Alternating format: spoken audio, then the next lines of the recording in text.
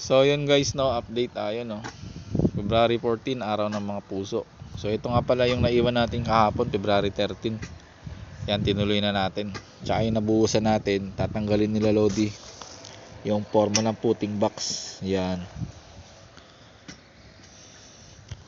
Tapos pinaano natin yung lupa para makita natin yung layout. Ito yung hukayin nila. So ngayon, unti-untiin yan ngayon. Ay ko. Dandahanin nyo ilagay dito.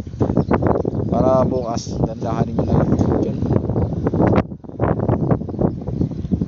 Sakto yan yung box na yan. Okay, karga nyo dyan. Karga nyo muna rito. Dito nyo muna yung karga. Madali lang itulak yan. Ito kasi papahukayin ko pa ito eh. Sakto lang ba?